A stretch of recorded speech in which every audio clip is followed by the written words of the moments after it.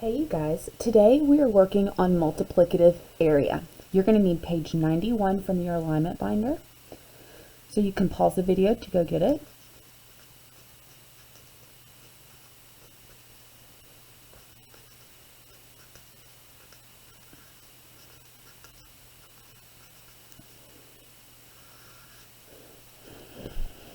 Okay, and this is on page 91. So, it says solve each problem using a visual model. Use your knowledge of factors, multiples, and multiplicative comparison to find the area and/or perimeter of each situation. Number 1 says a rectangular porch is 4 feet wide. It is 3 times as long as it is wide. Draw a visual model below to represent the porch. Determine the area and the perimeter. So, if I draw a porch rectangle, not drawn to scale, and it says that it is 4 feet wide,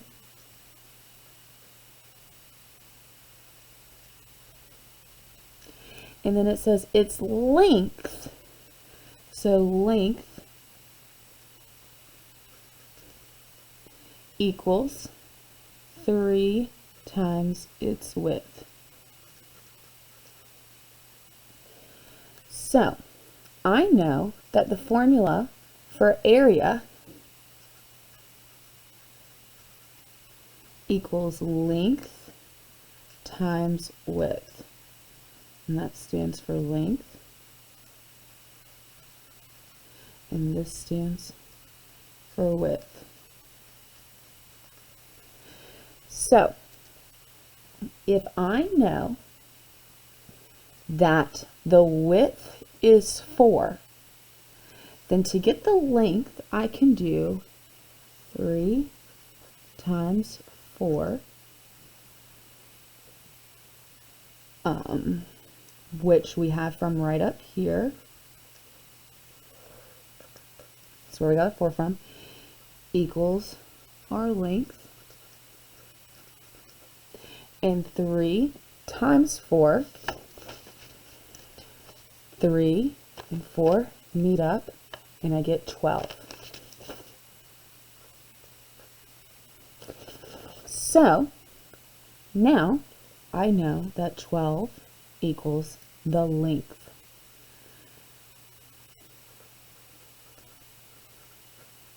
So what this says is the length equals 3 times 4, which equals 12, which equals the length. So basically I've written length 3 different ways. 4 different ways, I guess. So now if we have 3 times 4 and that number represents our length, I now need to find my area. Okay, so my area, I would do 12 times 4. That is my length, which we got from here, times 4, which is my width. And I'm going to go here. I'm going to go 4 times 12, and I get 48. So 48, and that equals my area. And we can go ahead and say that is feet. Okay, now, now what I'm going to need to do is find my perimeter. When I find perimeter, my formula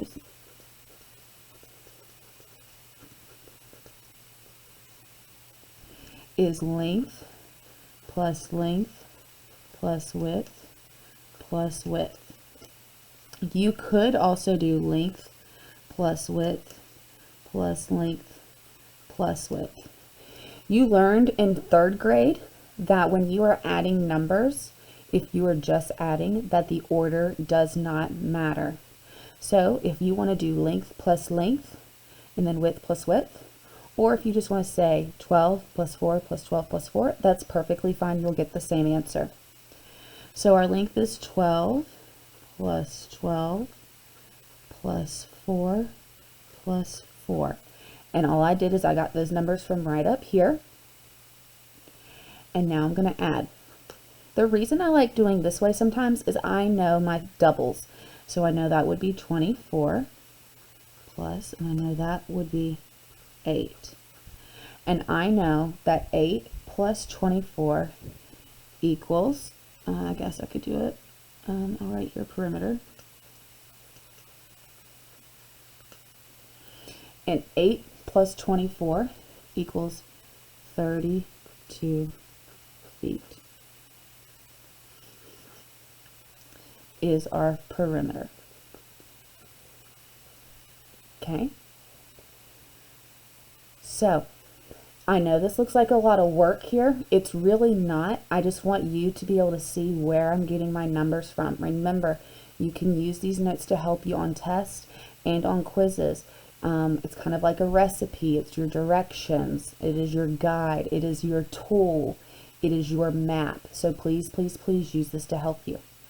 Okay, I'm going to flip the page and go do number 2 on the next page. Number 2, it says a narrow rectangular banner is 5 inches wide. Its length is 4 times its width. Draw a visual model of the banner and determine the area and perimeter. So I'm going to write number 2. I'm going to draw a banner to my best ability. And it says it's 5 inches wide.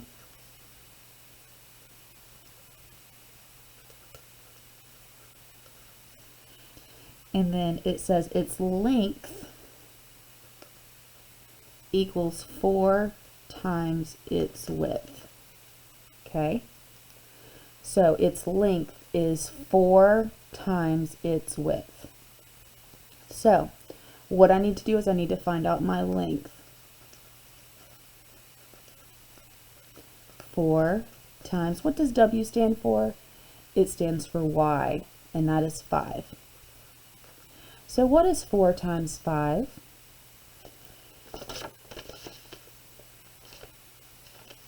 4 times 5, I go down, and I get 20. So that equals 20 inches. Now that I have my width and my length, I can find my area. Area equals length times width. So what I'm going to do is I'm going to do 20 times 5.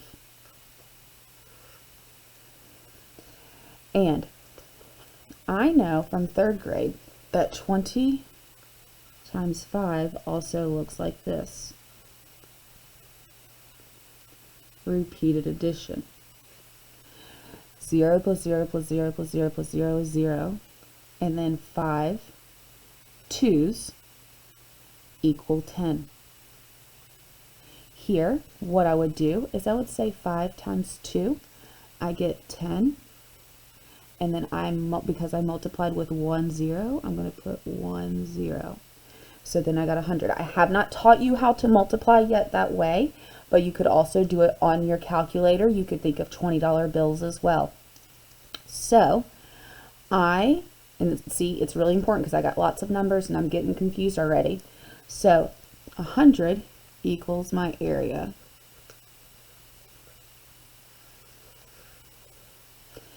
100 inches. I guess I'll put I in for inches. My length is 20 and my width is 5. So for area, I did length times width. I did 20 times 5 to get my area. Now I need to do my perimeter. So perimeter is 20 plus 20 plus 5 plus 5. So what I did is I did length plus width plus width. And I know that 20 plus 20 equals 40, and 5 plus 5 equals 10.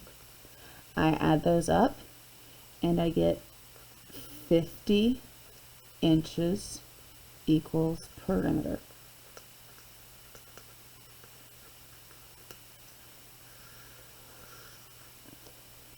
Some of you might have done 20 plus 5 plus 20 plus 5. If you did that, you would have seen that 20 plus 5 is 25, 20 plus 25, and then 25 plus 25 is 50. I think of quarters. So no matter what order you do it, you still get the same way. Same answer. So now let's do the last problem.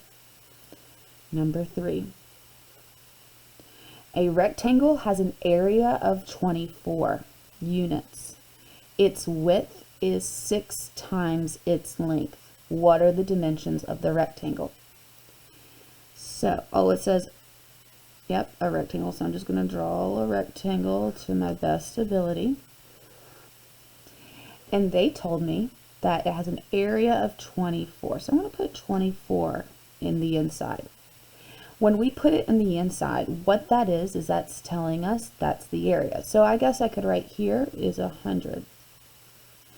And then for this problem here, what did I say was the area? I could write area 48 feet there. Because remember, it's the inside. So I have 24 here, and its width, it says its width equals 6 times its length. And we don't know what its length is. So I know that in order to get 24, I have to multiply. And when I multiply, I am multiplying two factors together. Remember, factor times a factor equals a product. And right now, my product is 24. I need to find something, two numbers, that multiply together to get 24. The easiest way I can do that is I can create a factor tree to list all my factors.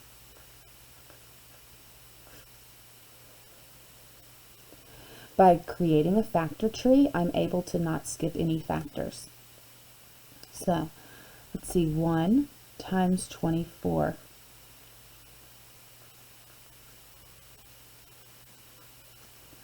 I know by looking at my multiplication chart,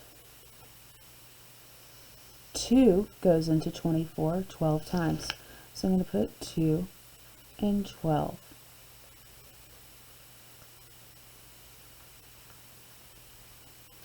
Let me see if 3 goes into 24. It does. 8 times. So 3 times 8.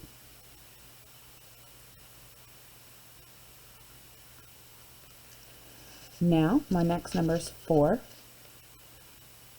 4 goes into 28. Sorry, we're going into 24. 4 goes into 24 6 times.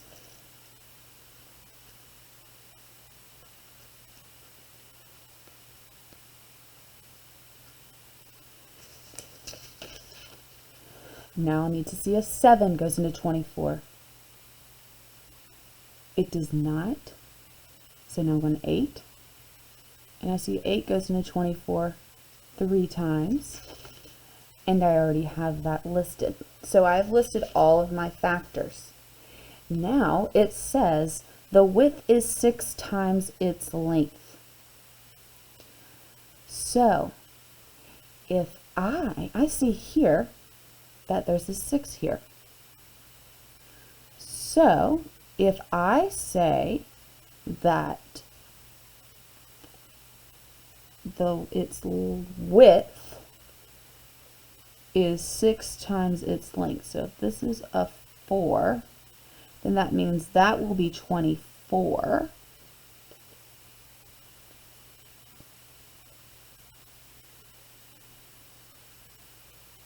Let's see, 2. Let's see, this is getting tricky. This is stumping me. I might have to have you guys try to problem solve this yourself, and then we'll talk about it in class. Because I would say I would want to put a 4 here, But then that means that 6 times 4 would be 24, which means the width would be 24. And our area is 24, so that can't be it. So the width is 6 times its length. So if I put a 2 here, that would get me 12. Okay, yep. So we cannot say 1 times 6 equals 24. That doesn't work. We can say 2 times 6 to get 12. So then if we say 2 times 12, we get 24. Absolutely. So that's what it is. This problem just stumped me a little bit. We can talk about it in class, but as the teacher, I hope you see that these problems can be a little challenging, and you have to slow down and you have to think about it. So if I put 4 right here for the length, then that would mean 4 times 6 is 24 for my width, and my width cannot be 24 because my area is 24. So it said my width is 6 times. So if I break this into 6, I broke it into 6, what are the dimensions? The width is 6 times the length. So this would be the length. So if I put 2 and 2 and 2 and 2 and 2 and 2 there, then that means 2 would be my length and 12 would be my width, because then if I put 2 here, 2 times 12 is 24. This is a problem we have to do with problem solving, plugging it in, and just plug it in, see if it works, process, just plug it in, see if it works, and if it doesn't work, then try another one. But here we don't have to really scratch our head too much because we have all of our factors, so we know we don't have to guess random numbers. We just have to problem solve with these factors that we have there. So I know this is a tricky problem, number 3. Hopefully you understand number 1 and number 2, and we'll work on number 3 together even more in class.